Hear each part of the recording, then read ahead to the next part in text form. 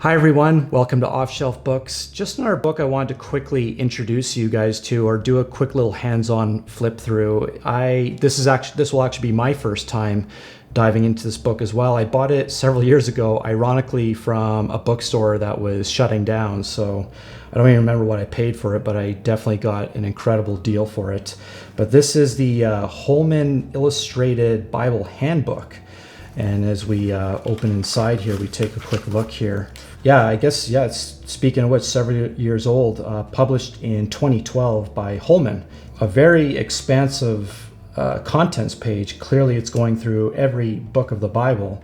But we do start off with maps, illustrations, paintings, and charts, and a little quick section on how to read and study the Bible, and the origin, transmission, and canonization of the Old Testament books. So, oh boy, this content page actually keeps going. Let's see what we can get out of this. So the features from this is, for each of the 66 books of the Bible, this illustrated handbook provides the following features. So it provides key texts, Bible verses, the key term, a one-sentence summary, and it also tells you the author, the date of writing. Most Bibles, I guess I shouldn't say most Bibles, but a lot of Bibles now are telling the author and date of writing and even the context. First, audience and destination and occasion.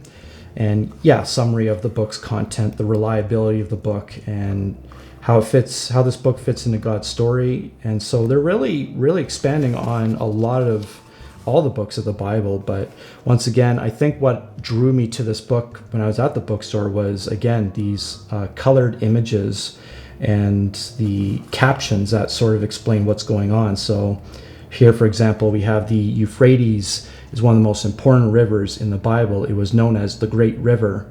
And of course, they give you a reference, Genesis chapter 15, verse 18, and also Joshua chapter 1, verse 4.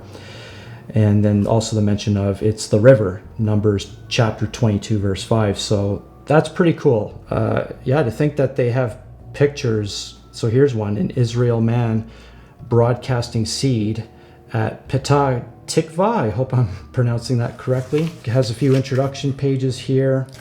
Now let's get to the origin of the Old Testament books here. Who wrote the books and when. The font size is actually okay. It is a little on the small side, but I've definitely seen smaller. And there is a little bit of leading space, so that's great.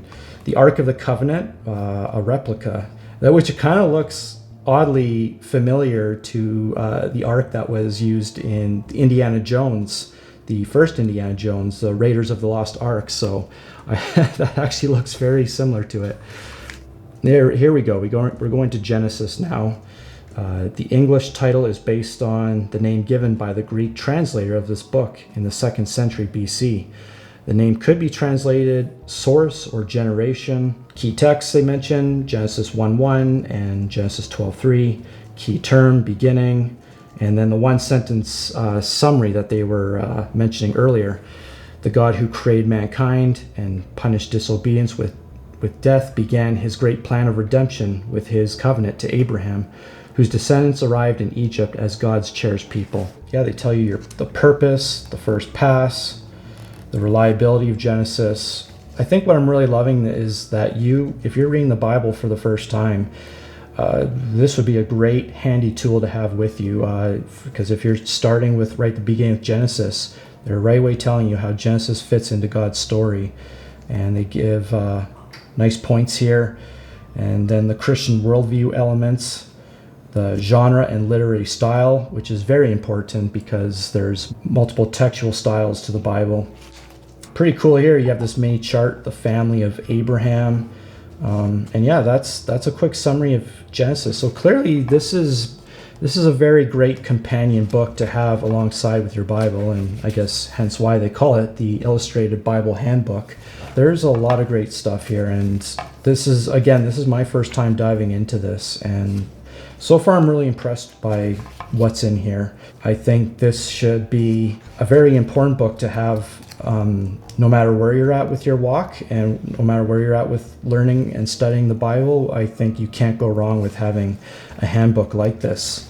Of course, you have these maps which are helpful, but then again, that's probably one thing that may have not been completely necessary, because again, I do believe more and more Bibles are having maps inside their the Bibles these days. Not all, but there's definitely a lot now. But this is some pretty cool maps here, these 3D renderings. Joshua's northern campaign, and then Joshua's central and southern campaign. So yeah, I think they clearly touch every single book of the Bible here. And Proverbs, Hosea, we get right to the end after all the books, once we get to Revelation here, which Revelation, this would definitely be very helpful to have a handbook like this. I find I struggle with Revelation personally.